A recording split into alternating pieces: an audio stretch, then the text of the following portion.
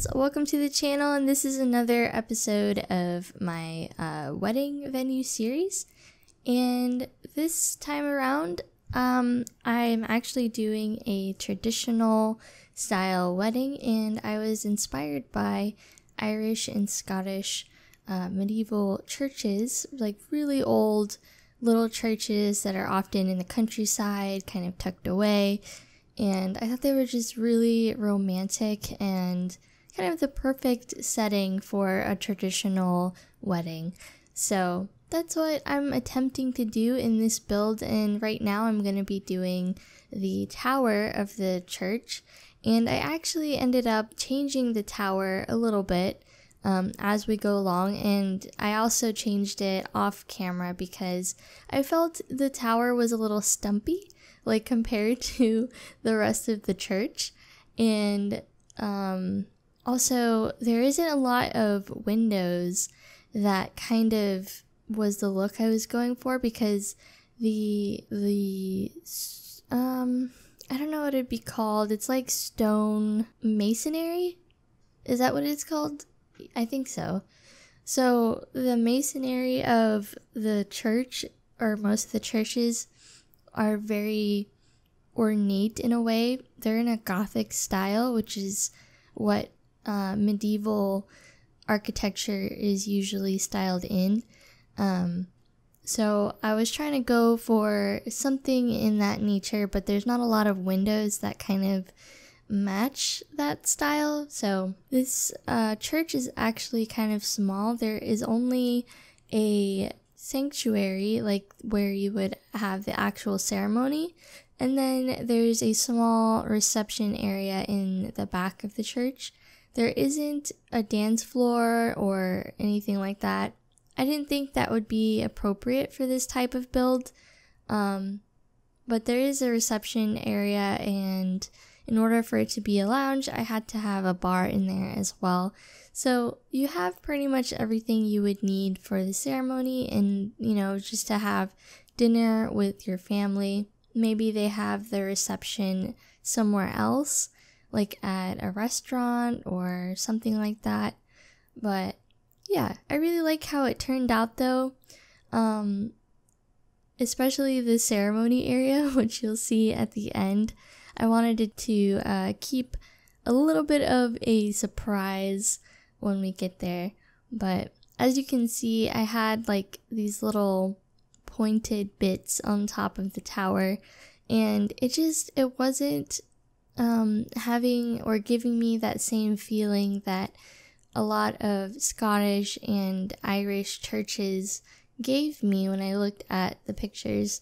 Because a lot of times they would have a tower or a few towers that were really a lot taller than the build itself. So moving on into the inside, I used this statue as a placeholder because in a lot of traditional Catholic churches, they have a altar where they have like a little statue of Jesus, either I think they're always depicting Jesus as crucified, and that's at the altar.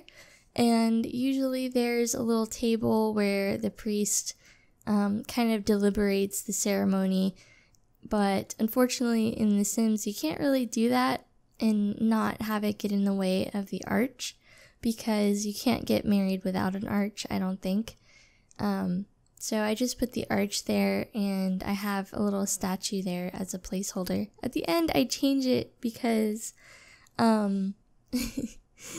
I had the idea of naming the church St. Llama Church, so maybe that'll give you a hint as to what is there at the end. So this part of the church is the reception area.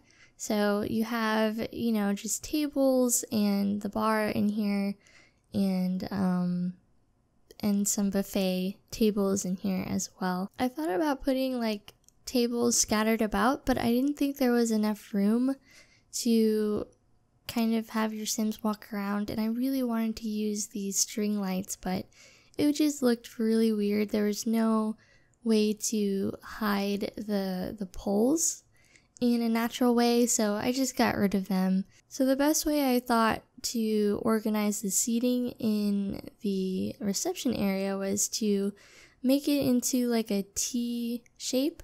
So I used the longer tables and kind of connected them to the sweetheart table. So these paintings reminded me of religious artwork, kind of. So I decided to put that in the reception area because I felt that area was a little bit like bare. So yeah, and then this room here is the kitchen, just in case you have a caterer or you forget to make a cake.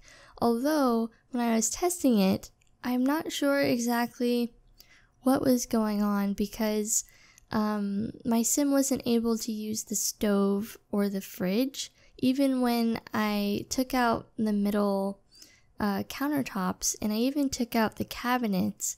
And then I tried to take the stove and put it outside in the open and see if my sim could use it, but they couldn't use it even outside. So I'm thinking it's either a glitch with this lot in particular, or maybe it's just something I have that's making it not work well. I'm not really sure. So just keep that in mind, I guess, and let me know if it's not working for you either. So I'm not really sure why, but anyway, so I thought usually in churches in older churches that I've been in, they have these like pews or benches in the very, very back of the church.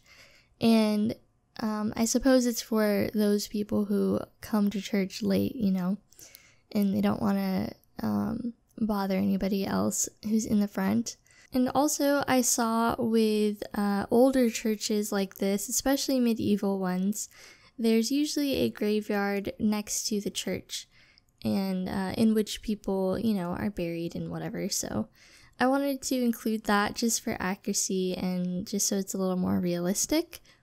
I didn't mean for this build to be creepy in any way, even though it is a little bit, but I was just going for, a traditional wedding in a really old church. So that's kind of what was my idea for it. There is going to be a very creepy wedding though, eventually, because I'd like to do a vampire gothic wedding.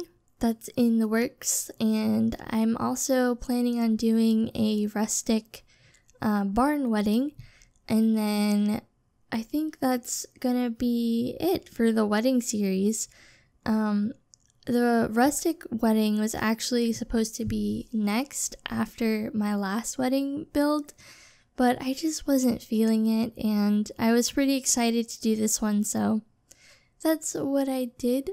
But we are pretty much done. I'm just going to be adding a few extra little details and some landscaping on the outside. But I hope you guys enjoyed it, and I will see you all next time. Bye, guys.